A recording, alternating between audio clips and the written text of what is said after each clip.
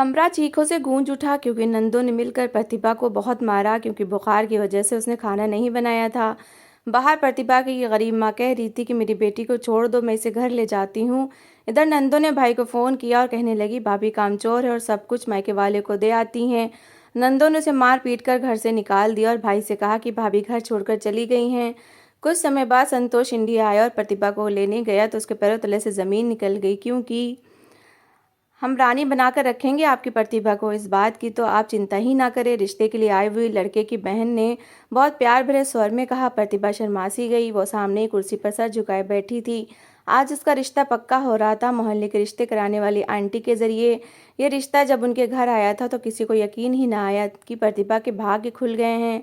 लड़के के माँ बाप दोनों ही ना थे, सिर्फ 3 बहनें थी जिनमें 2 तो शादीशुदा और अपने घरों में खुशहाल थीं। सिर्फ छोटी थी जो भी पढ़ाई कर रही थी। घर में नौकर चाकर थे। लड़का विदेश में बहुत अच्छी नौकरी पर था और इन दिनों इंडिया आया हुआ था। प्रतिभा की होने वाली नंदे प्रतिभा पर वारी सदके जा रही थीं। प्रतिभा की गरीब माँ अपने आंसू पोंछते हुए दिल ही दिल में प्रार्थना कर रही थीं कि ये रिश्ता उसकी बेटी के लिए अच्छा साबित हो।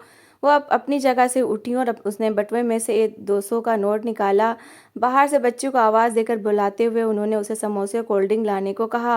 अंदर प्रतिभा की होने वाली नंदे खूब बातें कर रही थीं। भाई तो बड़ा खुश हो जाएंगे जब उन्हें इतनी प्यारी पत्नी मिलेगी, और वो तो कह रहे थे कि मैं अपनी पत्नी से कोई काम भी नहीं करवाया करूँगा। प्रतिभा ये बातें सुनकर खुश होती जा रही थी। शादी की तारीख उसी दिन तय हो गई। प्रतिभा की माँ इतनी क्षमता न थी कि वो धूमधाम से बेटी की शादी करती।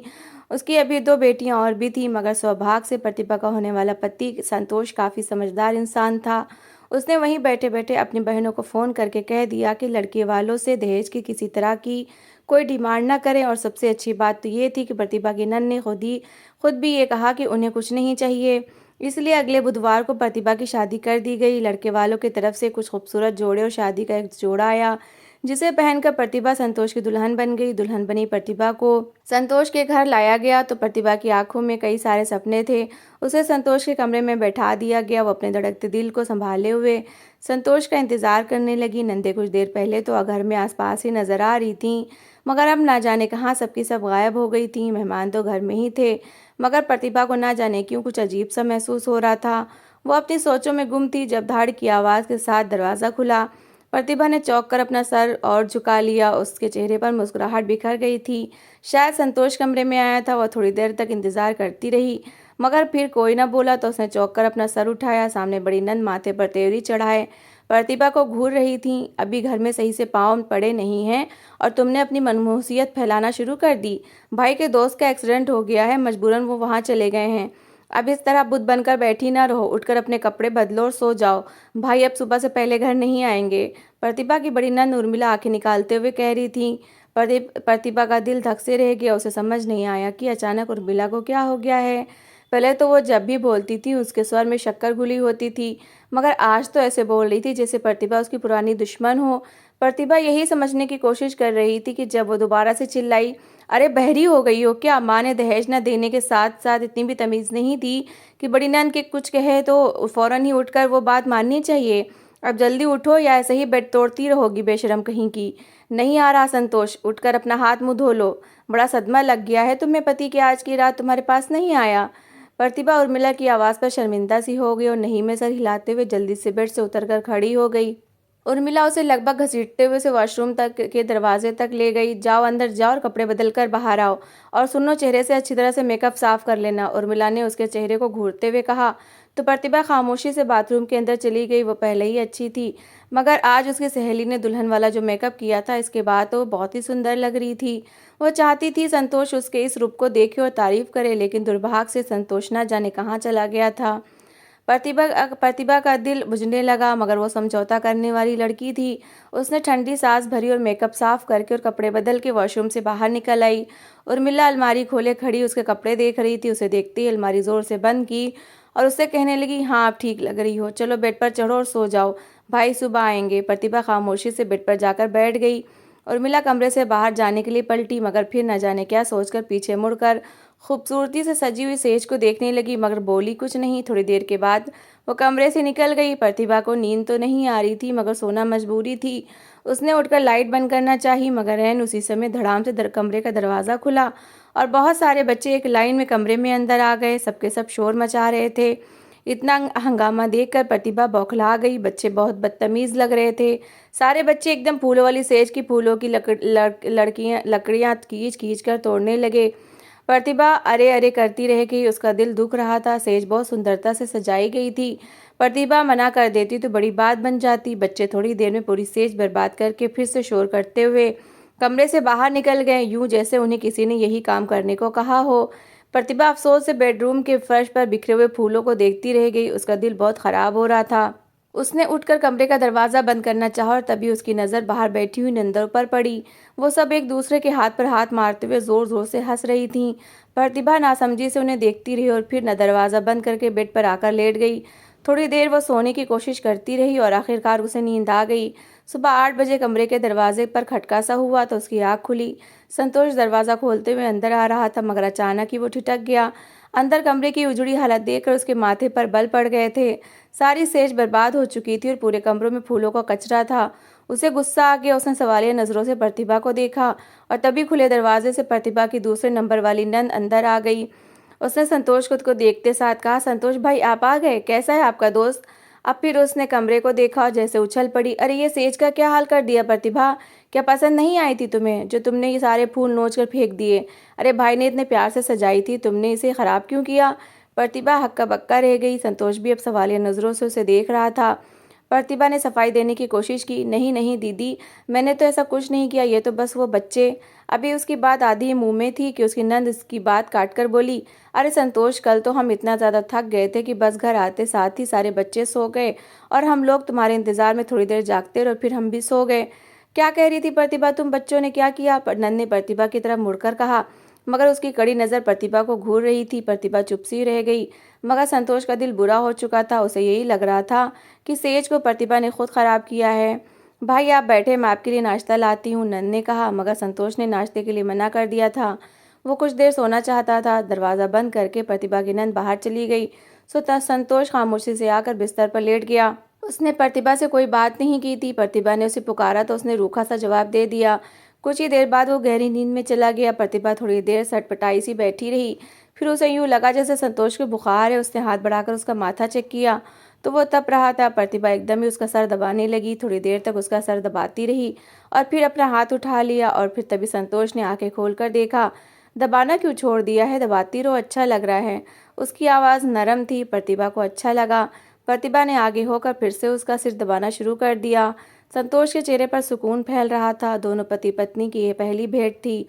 प्रतिभा अपनी अच्छी आदतों के कारण संतोष के दिल में उतरने लगी। पहली रात जो सेज वाला मामला हुआ था वो संतोष के दिल से निकल गया। प्रतिभा की नंदें थोड़ी परेशान सी हो गई थीं। हालांकि प्रतिभा को उनका व्यवहार समझ नहीं आ रहा था। शादी से पहले तो वो इतना इस पर वारी सदके जा रही थीं, तो फिर अब वो इतना कटी कटी सी क्यों रहती थीं? मगर बहरहाल इनमें से कोई भी प्रतिभा को परेशान न करता।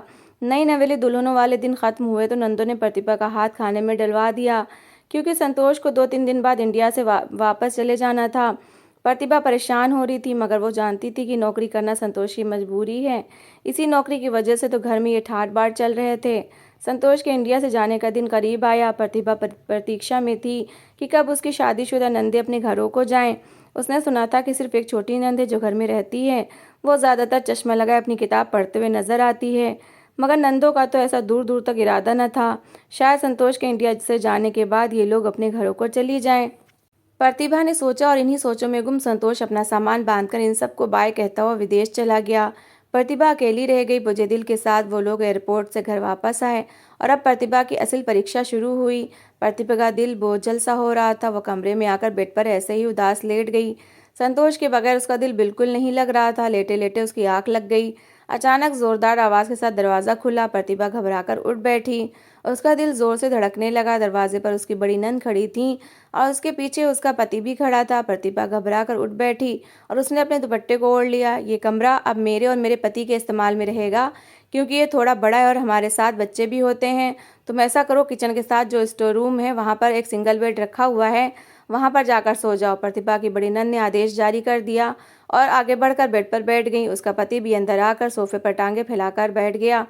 बच्चे पहले ही कमरे में आकर उधम मचा रहे थे। प्रतिभा हक्का बक्का सी उन्हें देख रही थी। ये उसका और संतोष का कमरा था, भला उसकी नंद यहाँ आकर क्यों रहेगी और वो अपने घर क्यों नहीं जा रही थी। कई सवाल थे जो प्रतिभा के दिमाग में चल रहे थे। मगर दीदी, ये तो मेरा कमरा है ना, प्रतिभा ने डरते डरते उनसे पूछा। उर्मिला को तो जैसे आग ही लग गई। वो एकदम बिफर कर बेड से उठ खड़ी हुई।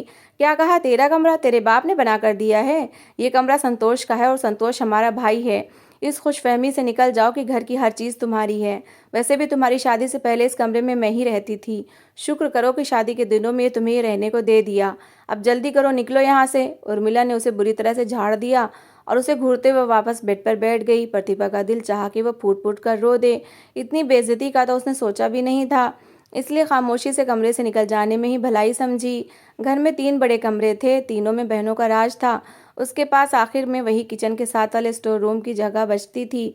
वो थोड़ा बड़ा सा था और वहाँ एक सिंगल बेड भी रखा हुआ था, मगर गंदगी और मिट्टी से अटा हुआ और कबाड़ बहुत था। प्रतिभा खामोशी से बिस्तर पर जाकर लेट गई। धूल के कारण उसे खांसी आना शुरू हो गई, मगर जैसे तैसे उसने रात काट ही ली थी। सुबह उठते साथ उसे पूरे घर का नाश्ता बनाने का हुक्म मिला। प्रतिभा ने खामोशी से आदेश को माना। 11 बज गए मगर नाश्ता खत्म ही नहीं हो रहा था। खड़े खड़े उसकी कमर दुखने लग गई। नंदो ने एक एहसान कर रखा था कि सफाई सुथराई के लिए काम वाली रखी हुई थी, बाकी खाना बनाने की पूरी जिम्मेदारी प्रतिभा पर थी। वह तीनों टाइम कई कई लोगों का खाना बनाती। दोनों नंदों के कई सारे बच्चे थे जो दिन भर उधम मचाते और घर को गंदा किए रखते थे।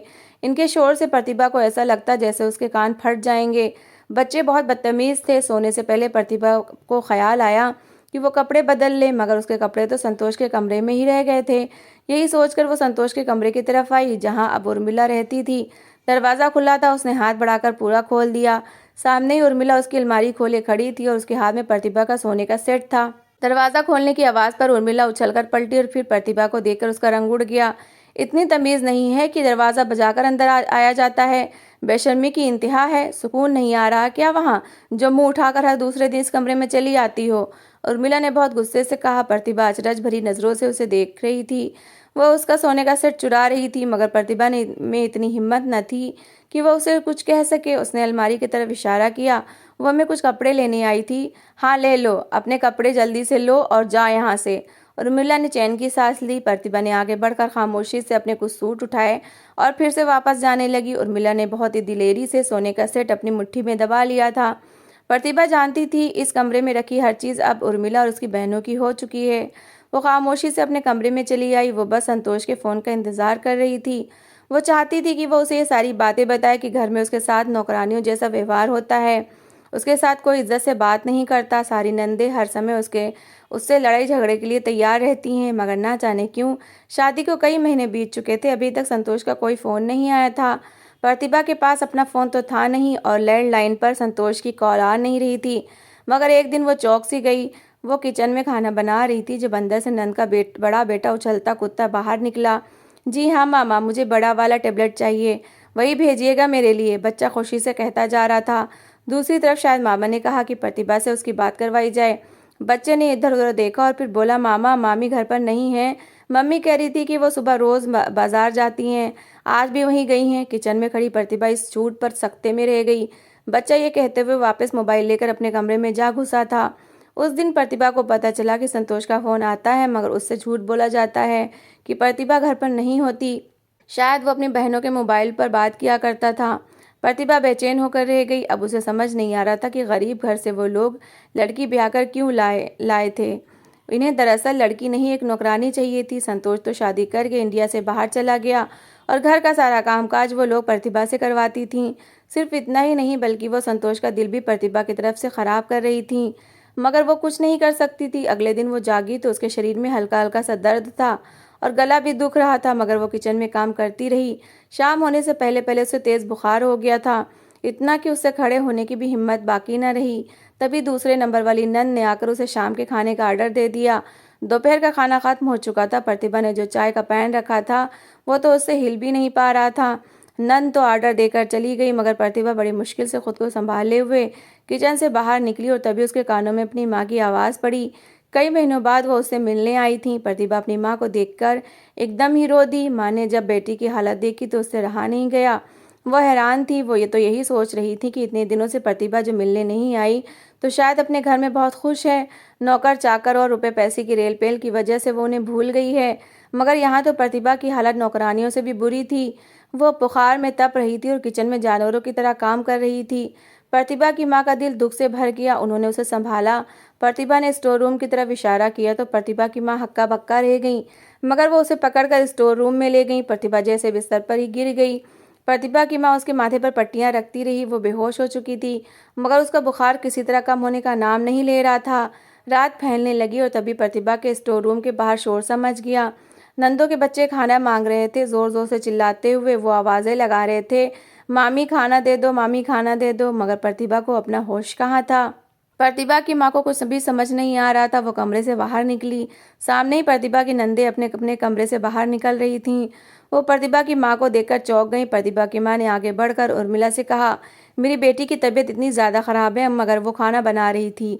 तुम में से किसी को उसकी मदद करनी चाहिए थी और अभी भी उसकी हालत बहुत ख़राब है। उसने रात का खाना नहीं बनाया। प्रतिभा की माँ का इतना कहना था कि उर्मिला के माथे पर बल पड़ गए। वो एकदम ज़ोर से चिल्ला उठी, आराम करने के लिए तुम्हारी महारानी को यहाँ ब्याह कर नहीं लाए। हर घर में कामकाज तो होते ही हैं और इस घर की बहू है और काम करना इसका फर्ज है। कहाँ है, मैं देखती हूँ उसे। वो आगे बढ़कर स्टोर रूम में गई जहाँ प्रतिभा बेसुध पड़ी थी। बाहर बच्चों का शोर घर में अजीब सा हंगामा पैदा कर रहा था। उर्मिला का बीपी शूट करने लगा। उसे बिस्तर पर लेटी प्रतिभा पर बहुत गुस्सा आया। उठो महारानी, उठकर खाना बनाओ, यहाँ लेटने के लिए नहीं ब्याह कर लाई हिम तुझे मैं। उर्मिला की बात पर प्रतिभा ने मुश्किल से आंखें खोली। आज उसे भी बहुत गुस्सा आ गया था।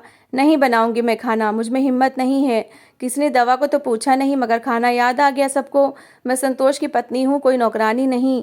और आप लोग उनसे झूठ बोलते हैं कि मैं रोज़ बाजार जाती हूँ, जबकि सच्चाई ये है कि मेरे पास तो 1 रुपया भी नहीं होता।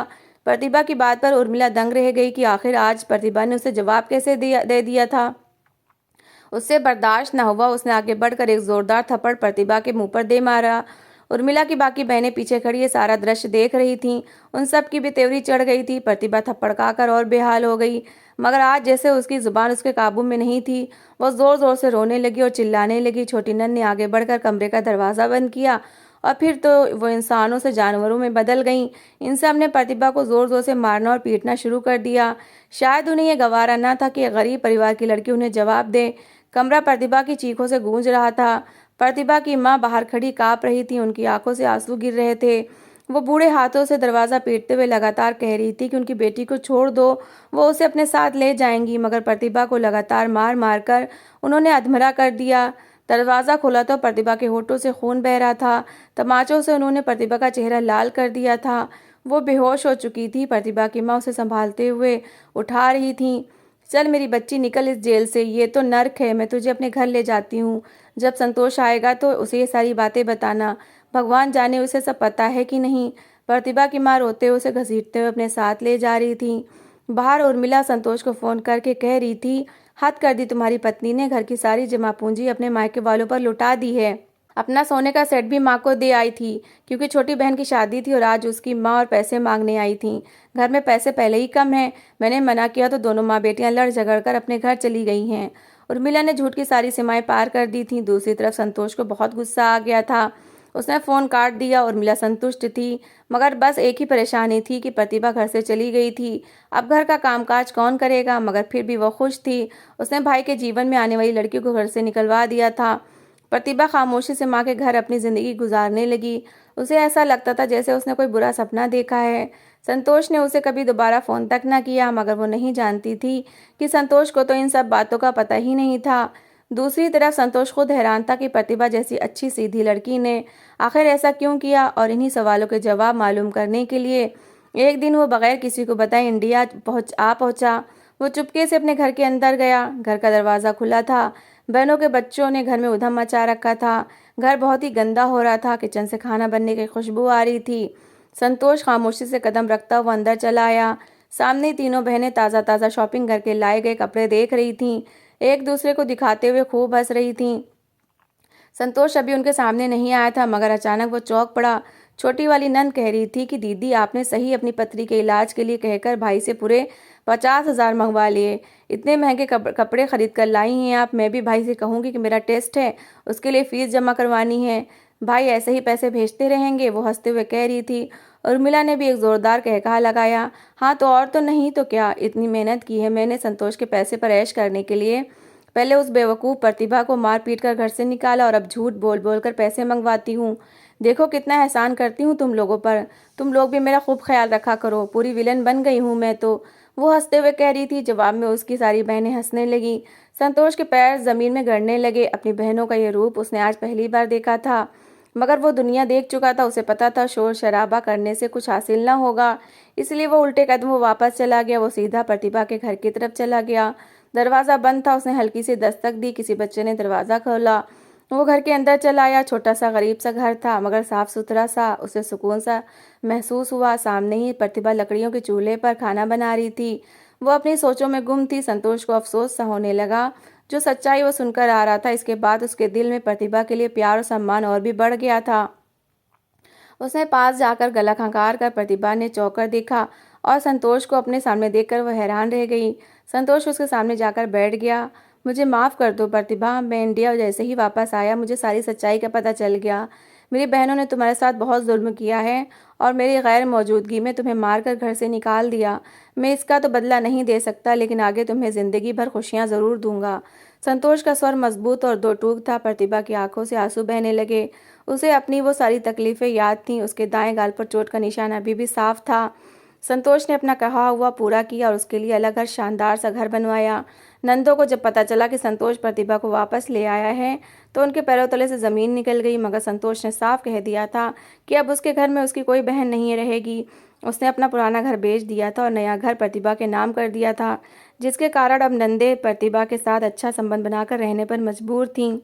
तो दोस्तों, इस कहानी को लेकर आपकी क्या राय है, कमेंट बॉक्स में ज़रूर बताएं। और अगर आपको हमारी आज की कहानी अच्छी लगी हो तो प्लीज़ लाइक ज़रूर करें। अगर आपने अभी तक हमारे चैनल को सब्सक्राइब नहीं किया तो ज़रूर कर लीजिए। तो मिलते हैं ऐसी ही एक मोटिवेशनल कहानी के साथ। Thanks for watching.